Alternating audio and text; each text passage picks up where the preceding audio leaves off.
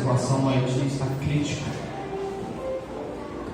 Muitas mortes, perseguições, início de uma guerra civil. Vamos orar para que esse espírito de guerra seja desfeito e que aquela nação venha gozar de um período de muita paz. Em nome de Jesus. Nós cremos no poder da oração, amém? Então tem aqui 12 almas, ele foi batizado por ele lá. Foi batizado mais almas, mais ele 12. Tem um trabalho de evangelização, um trabalho das crianças, cestas básicas ali, das viúvas embaixo. Tem umas 3 fotos aí de cada batismo, criança e viúvas. Do lado tem os louvores que vão ser adorados nesse período, desse ciclo, para você baixar no seu celular e ouvindo, se sintetizando com os louvores, conhecendo os louvores aí que vão ser louvados. Embaixo do pedido de oração, escreva, nós vamos colocar aqui a caixinha. Traz o pedido de oração, cola ele, cola, mete cola nele, esconde ele, mas traga para nós orarmos aqui no culto, no início do culto, durante a semana, pela sua família, por você, pela palavra do pastor. Aí, e tem do lado a leitura bíblica, Atos dos Apóstolos e Efésios, para você ir lendo aí conosco. Vai lendo junto com a igreja. Se você for olhar, dá um capítulo por dia, porque são 5 semanas, são 35 dias. Então vai dar praticamente um capítulo por dia aí, para você se deliciando da palavra de Deus, amém? Dessa graça. Marcos capítulo 9, versículo 14, vai ser o texto que nós vamos meditar hoje, nesse início do ciclo da família. Marcos, o Evangelho segundo escreveu São Marcos, capítulo 14, capítulo 9, versículo de número 14. Eu quero ministrar uma palavra hoje com o título Discípulos Incrédulos, Famílias Doentes. Este é o título da mensagem que nós iremos meditar hoje. Discípulos incrédulos, famílias doentes. Marcos capítulo 9, versículo 14. Por favor, evite andar na igreja.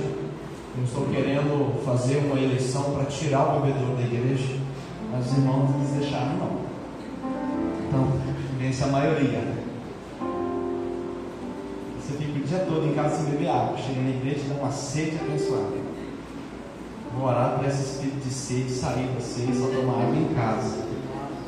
Tá? Eu tenho que beber água porque eu estou falando muito. A garganta já está seca, o ar pega logo aqui na boca da gente e ajuda demais. Mas é garfinha. Eu dou uma dica, alguém soprou na multidão. Acharam, amém? E aproximando-se dos seus discípulos, viu ao redor deles uma grande multidão e os escribas interrogando a eles. E imediatamente toda a multidão, vendo, ficou grandemente surpreendida e correndo para ele, o saudaram.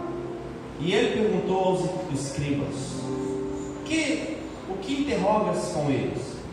E um da multidão respondendo disse: Mestre, trouxe-te o meu filho que tem um espírito mudo, e este, onde quer que o apanhe, derruba-o, espuma a boca, arranja os dentes e vai definhando. E eu disse aos teus discípulos que o expulsassem, mas eles não puderam. E ele respondeu-lhes, disse: ó geração sem fé, e algumas partes de Bíblias, incrédula, até quando hei de estar convosco? Até quando vos suportarei? Trazei-mo a mim. E eles o trouxeram até ele, e vendo o espírito, imediatamente convulsionou-se, e ele, caindo no chão, revolvia-se e estava espumando a boca. E perguntando ao pai dele, disse: há quanto tempo isso sucede? E ele respondeu: desde a infância.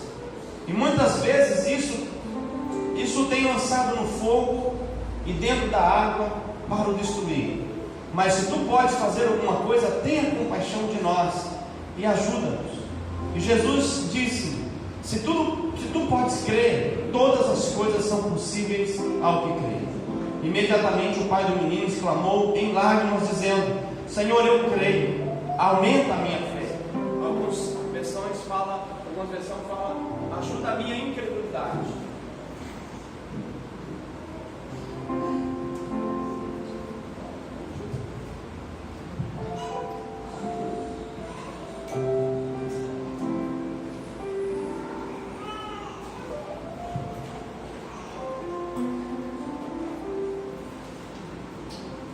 ajuda a minha incredulidade.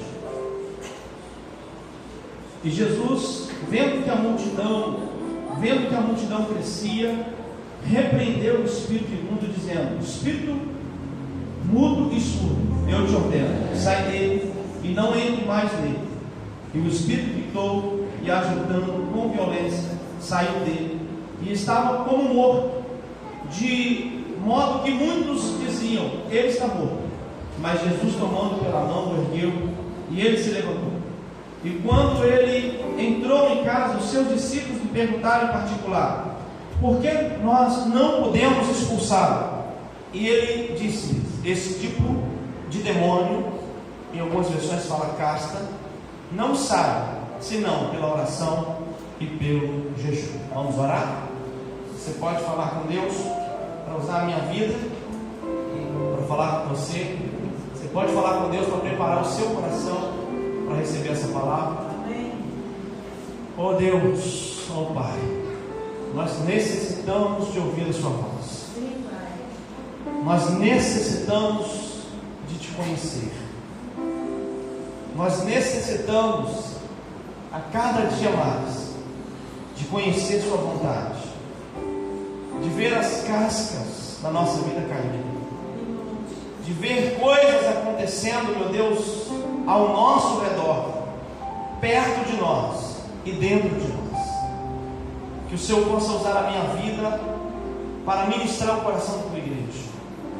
Que o Senhor possa trazer à minha mente todo o conhecimento necessário para ministrar a tua palavra às tuas ovelhas, aos teus filhos e filhas. Que o coração de cada um seja terra fértil e preparado pelo Espírito para receber a palavra, receber, meu Deus, essa revelação. Que a nossa vida, ó Deus, seja o canal que o Senhor irá tratar. Fala conosco, ó Deus, ministra sobre nós as tuas verdades e a tua vontade, em nome de Jesus. Amém. Eu quero separar esta mensagem em 3 momentos. Primeiro momento, eu quero falar do pai do endemoniado. Em segundo momento, eu quero falar dos discípulos, dos 9 discípulos de Jesus, que não puderam expulsar os demônios. E também, por último, o momento mais especial da mensagem, nós vamos falar do nosso Senhor Jesus, porque nada melhor do que falar de Jesus. E nós vemos aqui que hoje nós iniciamos os 5 cultos sobre família. E há um propósito no nosso coração de nós concluirmos esse ciclo com almoçando em família aqui na igreja. Nós vamos preparar um almoço para nós, e você vai vir com a sua família, e nós vamos comer um x-nado com uma água mista, e vamos orar, e vai ser muito bom. Vai ser um almoço abençoado, uma tarde abençoada, em família, porque a sociedade é construída por família. A família é a célula mãe da sociedade, é a célula madre da sociedade. Toda a sociedade é construída por famílias. As empresas são construídas por famílias, as indústrias, o comércio, o seu negócio, a igreja é constituída por família. E detalhe, o reflexo da sociedade é o reflexo da família. Se a sociedade está doente, é porque a família está doente. Se a igreja está doente, é porque as famílias estão doentes. Se as empresas estão doentes, é porque as famílias estão doentes. E desde que o mundo é mundo e que Deus permitiu que a Bíblia fosse escrita, o diabo sempre olhou para a família para destruir. O alvo do diabo é a família, porque família não é projeto de Deus. Eu sempre digo aqui que o projeto você pode mudar. Nós temos alguns construtores aqui, e nós sabemos que no decorrer de um projeto você muda a parede, você muda a porta de lugar, você muda cômodo de lugar, porque projeto se muda, mas a criação não tem como mudar. Por isso que família é criação de Deus, e o diabo tenta tanto quanto família. Porém, quem dera, oxalá, se o nosso problema fosse só contra o diabo, nós conclamaríamos aqui junto à igreja uma consagração faríamos jejuns e oração e derrubaríamos qualquer principado que se opõe à família. Mas nos dias que nós vivemos, a família tem um desafio da sociedade. A sociedade está corrompendo a família. Nunca na história da família, o sistema familiar secundário, que são os amigos, a sociedade, influenciou tanto no sistema familiar primário. Os nossos filhos tendem a refletir os amigos da escola. Você não ensina seus filhos desobediência. Do contrário, dá umas palmadinhas na bunda, fala com ele desobediência não, mas daqui a pouco os filhos estão refletindo a desobediência da rua, de um amiguinho, um palavrão, um xingamento, um comportamento que é atípico da sua casa. Olha só, Deus nos criou para influenciarmos geração e gerações, porém há gerações, na maioria das vezes, estão influenciando a nossa casa. As mídias sociais têm influenciado a nossa família. Nós estamos passando por um período onde a televisão, as redes sociais, a moda das pessoas está pegando no nosso meio. Nós temos bombardeio das mídias sobre a nossa casa. Hoje existe um programa já antigo, um canal de televisão, melhor dizendo, chamado Globosta, que não passa disso, que está jogando lixo dentro da sala da nossa casa. E muitas das vezes os nossos filhos estão comendo aquele lixo e nós estamos negociando o comportamento dos nossos filhos com a TV. É lamentável dizer, mas muitos pais querem distrair os filhos na televisão. Muitos pais querem distrair os filhos nas redes sociais. Inventaram um jogo aí, que eu não sei como é que é o nome dele, mas eu vou falar aqui no final. Craft, eu acho que é Craft mesmo. Free Fire, um trem assim, que o menino fica jogando com pessoas de outro lugar, matando pessoas e se alegrando porque está matando. Meu Deus do céu, nós estamos corrompendo a mente dos nossos filhos, nós estamos cauterizando a mente deles para as coisas ruins, nós estamos enfraquecendo o caráter dos nossos filhos, permitindo que eles brinquem com jogos tão sanguinários e tão violentos. É dessa forma que se gera um psicopata, um assassino em série. É dessa forma que se cria uma pessoa com uma má índole, com uma índole perversa. Meu Deus, nós temos que voltar à palavra. Ou se fossem só as mídias. A lei está contra a família. A lei está lutando contra a família. Há uns anos atrás, não sei se vocês lembram, tentaram aprovar um kit gay. E tentaram aprovar pelos nossos deputados e implantá-los dentro do sistema do MEC. Imagina a nossa pedagoga tendo que ir para a escola ensinar o kit gay para os nossos filhos. E no dia do debate deles, uma mulher chamada Tatiane Leonço, se eu não estou enganado, mais ou menos desse jeito, Leonço, alguma coisa assim, ela ao pegar a fala e depois de fazer discurso envolvido por demônios, envolvido por maldade, ela disse que as crianças desde pequeno deveriam conhecer o corpo do sexo oposto e do mesmo sexo. E ainda no final da sua fala, sabe o que ela disse? Deixa as crianças brincarem em paz. É para dizer misericórdia mesmo, porque essa é a lei que está vindo contra a igreja. Nem contra a igreja, esta é a lei que está vindo contra a família. A Argentina já permitiu por lei casamento de pessoas do mesmo sexo. A América permitiu por lei casamento de pessoas do mesmo sexo. O Brasil está caminhando a passos largos para a mesma coisa. É por isso que desde o início da família, Deus ensina que é função de nós pais, de nós família, educarmos os nossos filhos o caminho que eles devem andar. Porque nem toda pedagoga serve a Deus como aquelas mulheres que cuidaram de Moisés, como aquelas parteiras que fizeram parto de Moisés e temeram a Deus ao ponto de não matá-lo. Tem muitas que são corrompidas e está querendo colocar maldade na mente do seu filho e da sua filha e ensiná-los a maldade já desde pequeno. É nossa função ensinar nossos filhos. É nossa função amar os nossos filhos. É nossa função mostrar pelo exemplo o caminho que eles têm que vir. Mesmo que eles não queiram, traga-os a força para a igreja. Mas pastor, você vai trazer a força? Sim, porque a palavra que saiu para ele vazia, mas faz aquilo que lhe apraz.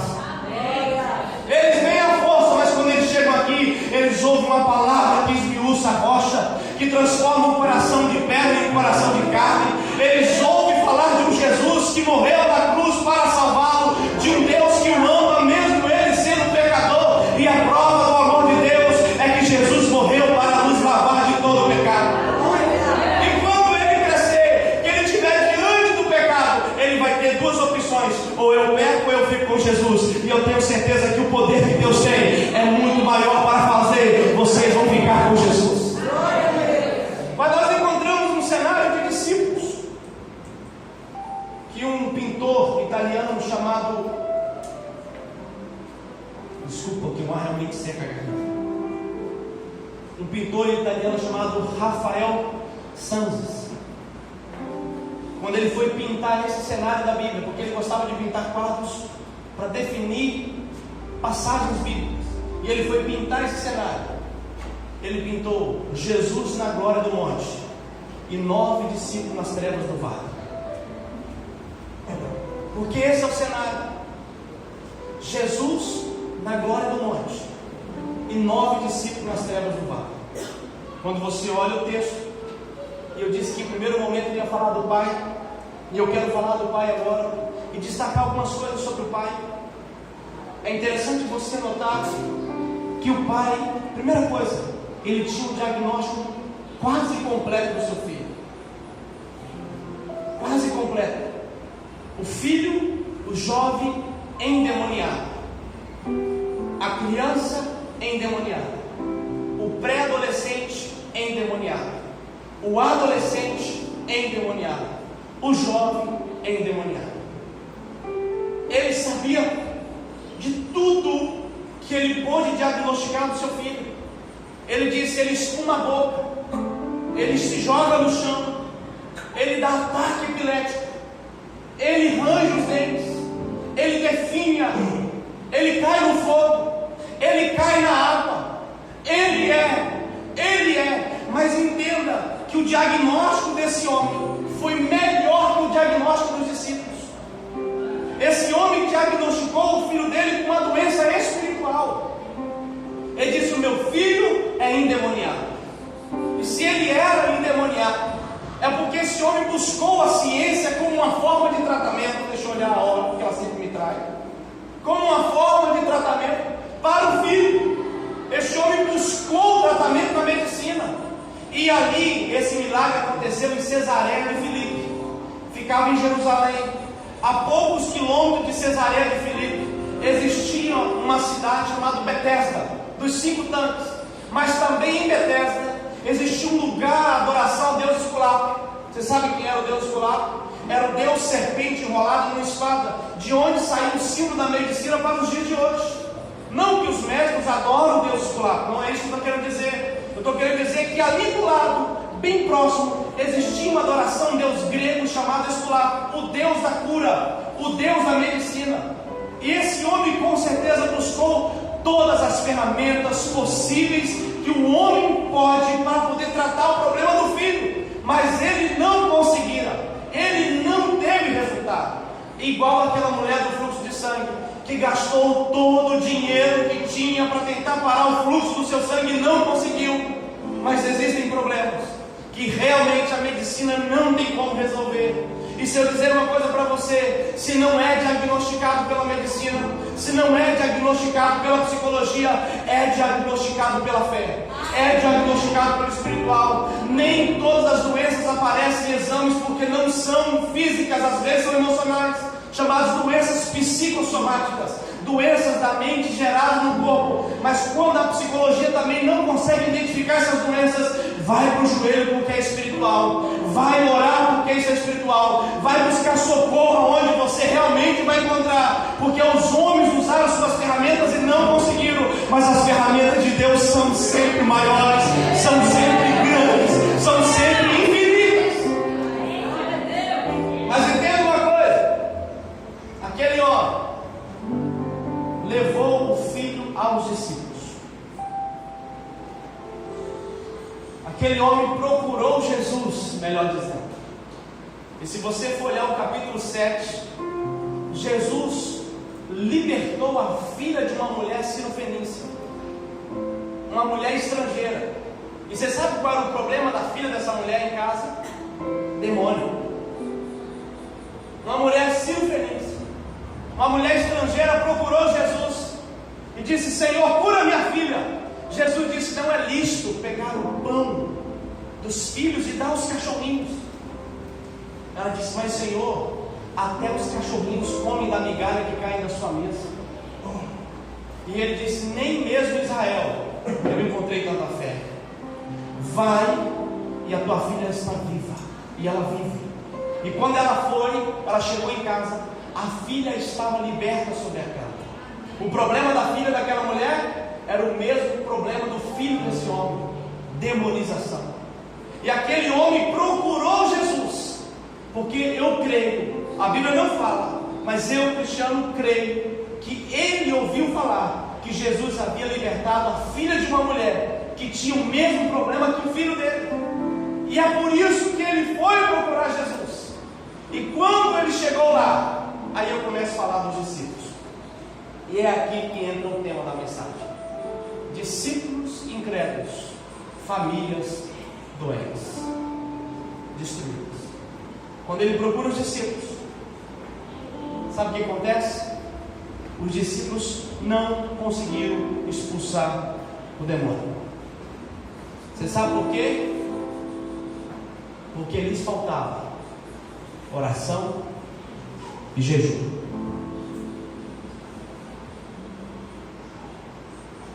Jesus deu o diagnóstico para os discípulos do porquê eles não conseguiram expulsar o demônio.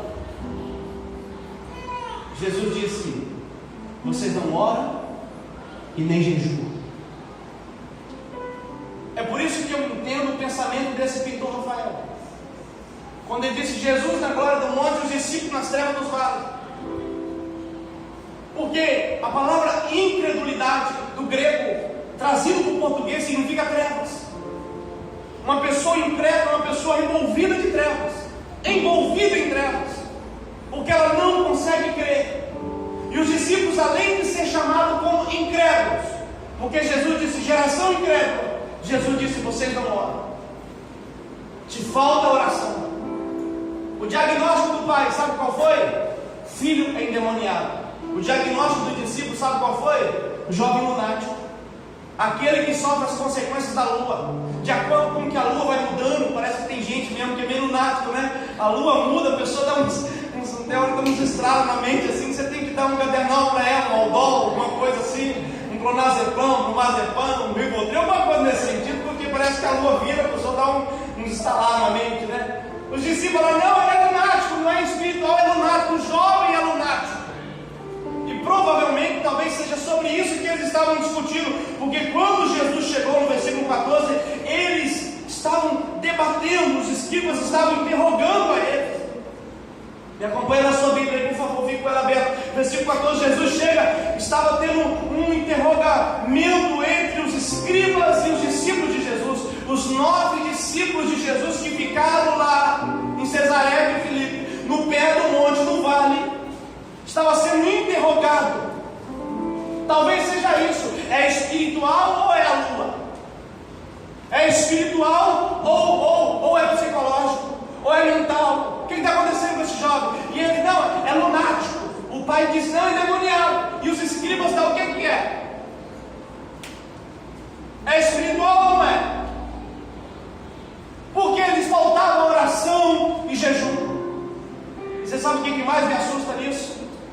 Fique com a sua Bíblia aberta e volta para o capítulo 7, capítulo 6, versículo 7, por favor. O que mais me assusta nos discípulos é o capítulo 6, versículo 7 até o versículo 13. E ele chamou assim os 12 e começou a enviá-los de 2 em 2 e deu-lhes poder sobre os espíritos imundos e ordenou-lhes que nada levasse para a sua jornada, senão somente um cajado, um alforje, nem pão, um cajado, nem alforje, nem pão, nem dinheiro no seu cinto, mas que fossem calçados com sandálias. e que não vestisse duas túnicas. Vou finalizar aqui. Jesus deu poder a eles sobre demônios. O que mais me assusta é que, segundo Marcos, 3 capítulos depois, aquele poder acabou.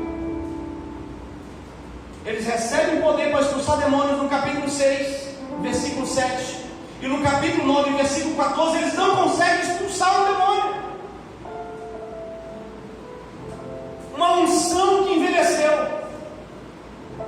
uma unção que se desgastou, uma unção com data de vencimento. E existem muitas pessoas que estão semelhantes a esses discípulos. Receberam a unção de Deus uma vez na vida, mas não continuaram buscando a Deus, não continuaram se consagrando, encontrando-se com o Senhor. Jesus estava com 3 discípulos no monte da transfiguração. Leia o capítulo 9, fala da transfiguração de Jesus. Elias, Moisés se apresentam a Jesus. Pedro fala: Senhor, que bom seria se nós montássemos 3 tendas, uma para o Senhor, uma para Elias, uma para Moisés, e a gente ficasse aqui no monte. Jesus cuidando da unção de Deus na vida dele, e os discípulos que receberam a unção deixaram a unção se ir. Não adianta diagnosticar o problema se você não tem poder de Deus para resolvê-lo. Não adianta diagnosticar problema se você não tem unção de Deus para resolvê-lo. Eu quero trazer para nós, não estou trazendo de uma forma generalizada, mas infelizmente aquele homem levou o filho aos discípulos, e os discípulos envergonharam a Jesus, porque não conseguiram resolver o problema. Mesmo tendo recebido autoridade sobre demônios, não resolveram o problema, porque perderam a unção, porque deixaram a unção ir. Muitas famílias estão doentes, porque os discípulos já perderam a unção. Os discípulos já não oram, os discípulos já não jejuam, os discípulos já não falam mais de Jesus, já não apresentam mais a Jesus como deveriam apresentar. Pessoas estão entrando na igreja mais preocupadas com o namoro do que com Jesus. Pessoas estão indo para a igreja mais preocupadas e interessadas em dinheiro do que em Jesus. Se você quer dinheiro, trabalhe. Se você quer unção, vá para Jesus. É difícil falar um amém, né? É difícil, mas eu vou falar de novo. Se tu quer dinheiro, vai trabalhar, vai suar, acordar cedo, vai orar, pedir a Deus estratégia para você ganhar dinheiro. Mas se você quer unção, vá buscar Jesus, se encontre com Jesus, queira Jesus na sua vida. Estou falando de nós. Estou falando de nós, Vanessa. Porque hoje, no século 21, nunca se ouve tanto divórcio como nos dias atuais. E não estou falando no meio de pessoas que não conhecem a Deus ou que não servem a Deus. Estou falando no meio de crente. 50% nós estamos iguais.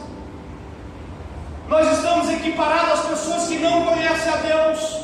Os crentes estão divorciando a mesma quantidade que os ímpios que não temem a Deus.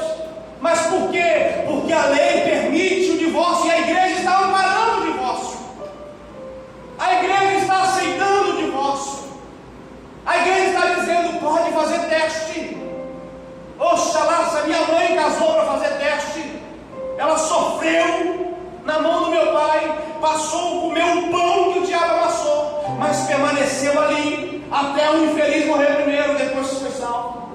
Mas morreu, foi até o fim e carrega um trauma com ela. Você fala: mãe em casa, ela fala: Deus que me livre de homem, eu quero ficar sozinha. Mas hoje a igreja para. Na época nós éramos católicos, a igreja católica repudia o divórcio, mas a igreja crente está dizendo: faz um teste, se não der certo, separa, que a gente recebe, casa você de novo, 10 meses, daqui a pouco nós vamos igual o Fábio Júnior. Mas é verdade.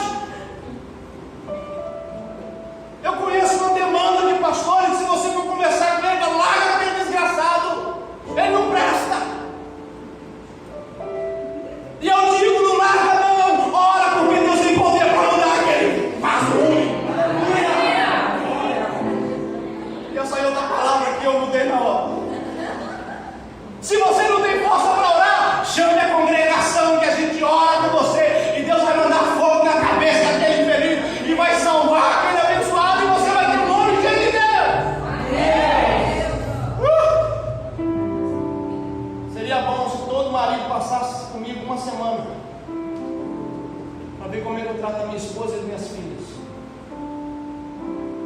discipulado bom, ore comigo uma semana. Acorda no mesmo horário que eu acordo. Ore e medite no mesmo tempo que eu medito. Busque a Deus no mesmo tempo que eu busco. Ame e honre a sua esposa do mesmo jeito que eu honro a minha. Ame e honre seus filhos como eu honro os meus. E você vai ter um discipulado de caráter. Não estou pedindo para você ir para a casa do vizinho, estou pedindo para você ir para a minha casa. Uma coisa mais linda que eu vejo é quando um pastor prega e a mulher fica no primeiro banco olhando ele pregar e dizendo amém. Porque você percebe que tudo que ele está pregando é o que ele vive.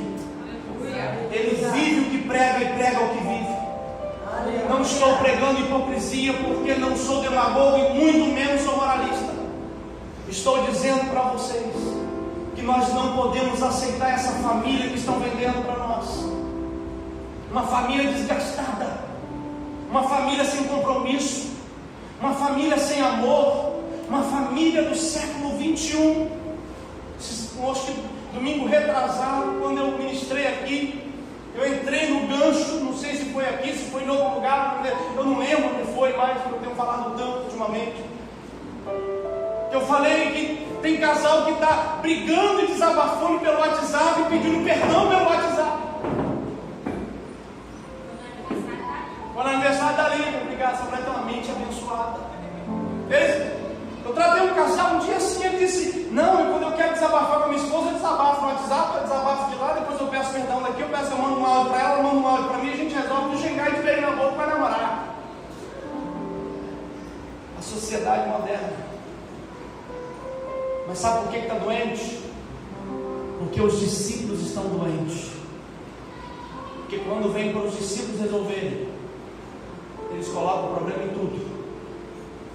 Vocês não têm coragem de colocar a mão e falar que esse demônio que está perturbando a sua casa vai sair em nome de Jesus.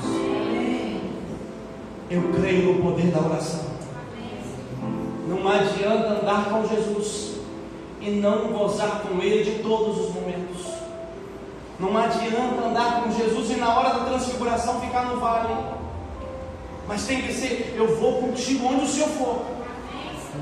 E Senhor Jesus, se eu for, vai comigo. Porque se o lugar que eu estiver indo, o Senhor não tiver coragem de ir, eu também não vou. Eu só quero ir para o lugar que o Senhor vai. E eu quero que o Senhor vá em todos os lugares que eu estou indo. Aleluia. Quando eu lembro de uma frase de um pregador do nosso século, americano, Mike Murdock, ele disse, ou melhor, Charles Haddon Spurgeon, pregador do século XVIII, ele disse que dificilmente as nossas igrejas passarão por uma mudança enquanto a reunião de oração não tiver prioridade na vida do crente. Você quer medir a temperatura de uma igreja? Não é se ela está rendendo muito dinheiro. Você quer medir a temperatura de uma igreja? Chama o povo para a oração. Graças a Deus pela vida da mãe Lourdes, que toda segunda-feira, se com calor, sem chuva ou com chuva, ela está aqui orando. Amém. A gente tem que dar honra para quem merece honra. Glória. E se Deus está dando crescimento a esta igreja, não é porque o pastor é bom, porque nenhum homem é bom, mas é porque tem um justo se colocando na brecha para orar. Amém. Porque a oração de um justo, ela pode muito a seu respeito. Nós precisamos orar. Nós temos que orar. Quando você ora, a sua visão espiritual amplia. Você começa a enxergar as coisas de Deus como elas realmente são. Quando você começa a orar, você fica espiritual. Quando você começa a orar, você entende a mente de Deus. Quando você começa a orar, você entende as revelações de Deus. Eu poderia até parar a mensagem agora, nem falar de Jesus. Seria até um pecado. Mas o que vocês vão ouvir depois é lamentável.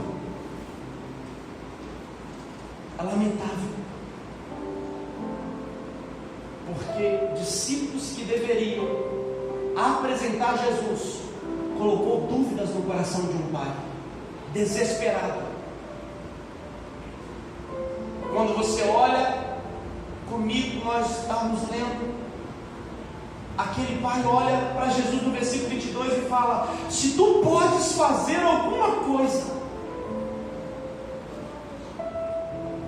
A palavra deste pai foi diferente de muitas outras expressões faladas por outros homens da Bíblia. Outro: Senhor, eu creio, tu podes. Mas quando esse homem traz o filho aos discípulos, porque não encontrou o mestre, e os discípulos não expulsam o demônio daquele homem, aquele homem vai para o mestre e acha que o mestre é igual aos seus discípulos. Ele olha para o mestre e fala: se tu puder, se tu podes, se, olha a dúvida. Jesus sofreu a consequência, danos quase irreparáveis, por causa de discípulos que não se comportaram direito. E eu vou trazer para os nossos dias atuais. Existe um site que eu vou falar o nome dele, e se você quer saber coisa ruim de igreja, entra lá, o Fuxico Gospel.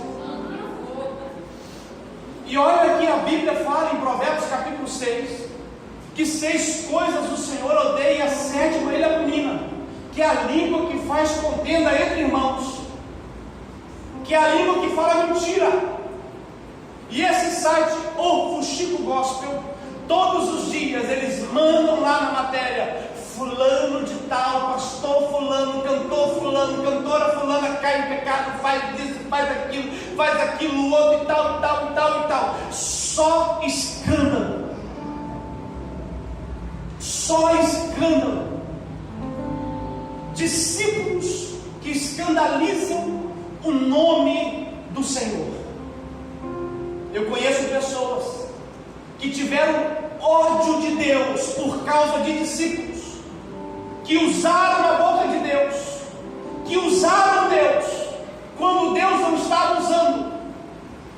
Eu conheço pessoas que têm ódio de Deus porque lhes foram prometidas coisas que Deus não faria, porque não disse, por causa de discípulos. Ainda bem que o terceiro personagem da nossa história é Jesus. E eu quero falar de 3 coisas de Jesus aqui. Mas antes de falar 3 coisas de Jesus, eu quero dizer uma coisa para você. Jesus te ama. Amém. Jesus te ama. Ele é digno. Ele é amável. Jesus não está interessado em te dar dinheiro. Ele está interessado em te dar o que Ele tem: paz. Porque Ele é o príncipe da paz. Jesus está interessado em te dar aquilo que Ele é: Consolador. Porque Ele foi quem enviou o Consolador. Jesus está interessado em te dar salvação, porque o seu nome é Salvador. O que Jesus quer te dar, ouro e prata não compra, dinheiro não se paga, você não consegue adquirir por nada nessa terra. O que Ele quer te dar é a vida eterna, é uma vida em abundância, é uma vida plena, é uma vida cheia de alegria. Eu vou dizer para você que talvez você consiga comprar a felicidade com um pouco de dinheiro, mas somente com o sacrifício de Jesus é que você consegue ganhar alegria. Eu vou falar isso de novo porque você está comigo no culto. Eu sou bem pentecostal. Você com dinheiro pode comprar um pouquinho de felicidade, mas pelo sacrifício de Jesus você consegue ter alegria. E a alegria do Senhor, ela é transformante. Você pode aplaudir a Ele porque Ele está aqui? Aleluia! Quero falar 3 coisas de Jesus rapidamente. Primeiro eu quero falar da glória dele. Depois eu quero falar do diagnóstico dele. E por último, eu quero falar de sua prioridade. A glória de Jesus estava no monte. Filipenses capítulo 2 diz que Ele abriu mão da sua glória quando veio para a terra. Mas você for ler comigo o versículo 15, você vai ver que quando a multidão viu, ela ficou surpresa.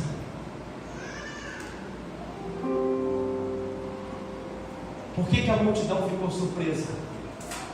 Porque elas viram a glória de Deus em Jesus. Aleluia. Quando Moisés desceu do monte e teve um encontro com a glória de Deus, o rosto dele brilhou, ao ponto da multidão não poder olhar para ele.